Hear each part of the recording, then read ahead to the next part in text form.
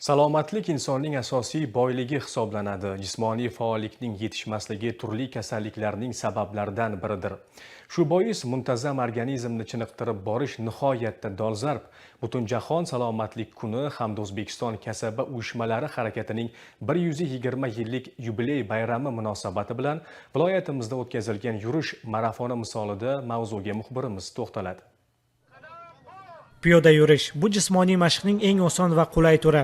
Yurish inson salomatligi uchun foydali bo'libgina qolmay, ruhiy, emotsional holatga ijobiy ta'sir ko'rsatadi. Erta tong bo'lishiga qaramay, shahrimiz markazida joylashgan ko'hna va boqiy Buxoro majmuasida butun jahon salomatlik kuni hamda O'zbekiston kasaba uyushmalari harakatining 120 yillik yubiley bayrami munosabati bilan korxona va tashkilotlarda faoliyat yuritayotgan yoshlar o'rtasida yurish marafoni tashkil etildi. Qayd etish kerak, ushbu tadbirda mingdan ortiq yoshlar ishtirok etishdi.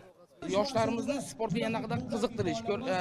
Bundan tashqari o'zi ko'rib turibmizki, sportchilarimiz ham kelib turibdi. Ular davlat tashkilotida ishlaydigan xodimlarga motivatsiya berishlari uchun sportga jalb qilganmiz. Mazkur yurish marafoni yig'ilganlarga ajoyib kayfiyat bag'ishladi. Marafon uchun tanlangan joy o'zining yashil tabiati bilan barchaga birdek manzur bo'ldi.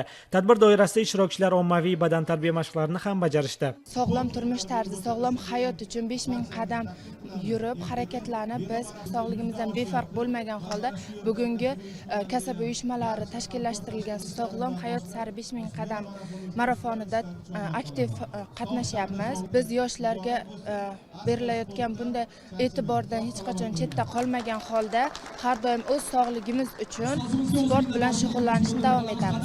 Xulosa qilib shuni aytish mumkinki, inson o'z salomatligi yo'lida har kuni tong sahardan badan tarbiya mashqlarini bajarsa, bu albatta sog'lom avlodning shakllanishiga xizmat qiladi va jamiyatda har xil kasalliklarning oldini olgan bo'ladi. Zero ota-bobolarimiz sog' tanda sog'lom aql deb bejizga aytishmagan.